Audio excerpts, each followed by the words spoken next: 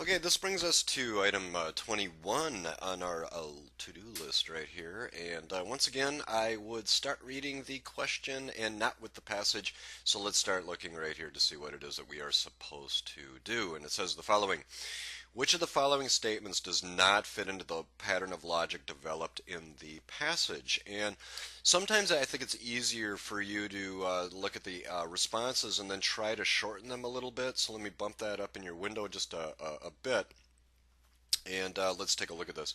And reading it again, which of the following statements does not fit into the pattern of logic developed by the passage? And we have something here that says Europeans were better armed. The Europeans were more resistant to disease, so we have Europeans and disease. Influenza and smallpox killed more people than did simple firepower. The Europeans prevailed against large numbers of Native Americans. And finally, the Europeans became successful exporters of tobacco. Okay, well, looking at the passage now, it says the following. Grab my highlighter. The European settlers in the Americas were better armed than the native peoples, and more importantly, most resistant to European diseases that they carried with them. Influenza and smallpox were destined to kill far more than was simple firepower. Thus, that's an important word, Europeans prevailed against the large numbers of Native Americans and became the successful exporters of tobacco. What you want to do when you see these questions is look for words like thus, because it's like this combined with this combined with this equals the Europeans prevailed against large numbers of Native Americans and became successful exporters of tobacco. So in looking at the question, which of the following statements does not fit into the logical pattern of logic developed in this passage, it is actually item E down here, because really everything that passage was devoted to was the fact that the Europeans were better armed, that the Europeans were more resistant to disease, that they killed influenza and smallpox killed more people than did simple firepower, and the Europeans prevailed against large numbers of Native Americans. This statement really does not fit within the logical pattern that was developed throughout that whole paragraph, because everything's really about the Europeans and their dominance in this part of the world for a variety of reasons. This statement about being successful exporters of tobacco really doesn't add up in that paragraph. So this thus should have been followed probably by their ability to prevail against large numbers of Native Americans, and this portion of the paragraph really doesn't fit into that thus. Just doesn't add up. Okay, let's go on to the next question if we could, and let me reduce the screen size just a bit for you so you can see this.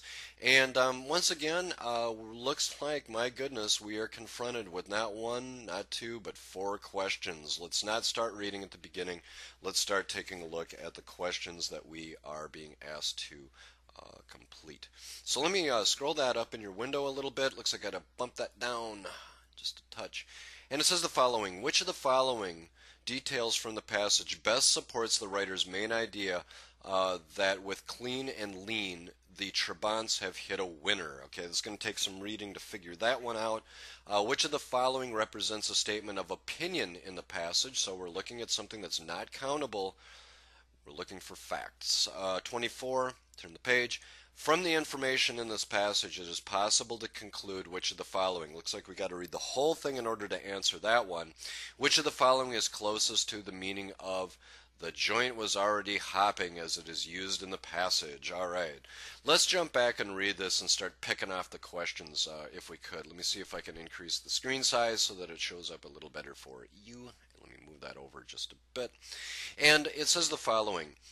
The idea of getting your clothes clean and dirty at the same time might seem a little weird, but the Trabant family seems to have hit a winner with clean and lean.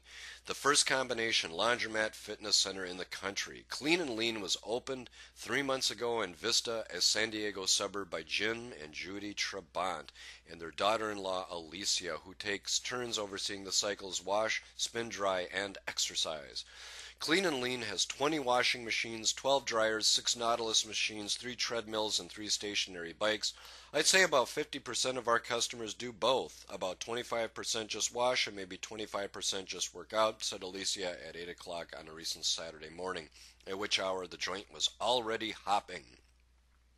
Seems like that statement right here means it's already busy. I think we'll answer that question first. Others seem to be taking note of the Trabant's terrific idea. Jim confirmed that they have been talking to a group of San Diego bankers about opening Clean and Lean franchises in Southern California communities. Okay, skipping over to question number 25. Wow, I think that we can answer that one pretty quickly. What does it mean that the joint was already hopping? It means clearly that the place was already busy. That is item D. Let's go back and see what questions 22 and 23 are asking us. Scrolling up just a bit and getting that into your window, it says, which of the following details from the passage best supports the writer's main idea that with Clean and Lean, the Trabants have hit a winner? In other words, they've found something successful. The idea might strike some people as weird. I don't think so. That's not pointing to success. The business is operated by just 3 people. Not really. That's not talking about success. The Trabants have a total of 32 washing and drying machines. Big deal. Clean and Lean opens before 8 a.m. on the weekends. Big deal. The Trabants are discussing opening Clean and Lean franchises with bankers. Yes, that indeed points to success. So this lines up with everything described in that paragraph. Okay, moving on to the next one. Which of the following represents a statement of opinion? What's not countable in here? We want to find an opinion. Clean and Lean is the first combination laundromat fitness center in the country. That's countable. You can look at statistics. That's out. Jim, Judy, and Alicia Trabant take turns overseeing the business. That is countable. That's out. Clean and Lean is more laundry equipment than exercise equipment. No, you can count that. Opening Clean and Lean was a terrific idea. That seems emotional to me, not very countable. San Diego bankers have taken note of the Trabant success. No, that's countable because they are in discussions. Therefore, the opinion is in fact D. Okay, let's go on to the next question right here. And it says, from the information in the passage, it is possible to conclude which of the following.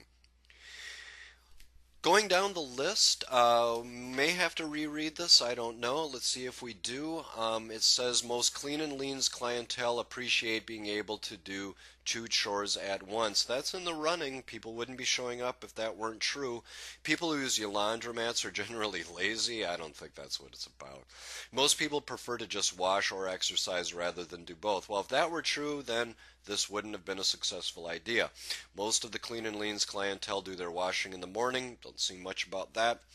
It is good business practice to give people somewhere to wash their clothes after they've exercised. Not really. It's A, that most of Clean and Lean's clientele appreciate being able to do 2 chores at once. Were it not true, then this franchise would not be successful. Okay, well, let's go on to the next set of questions.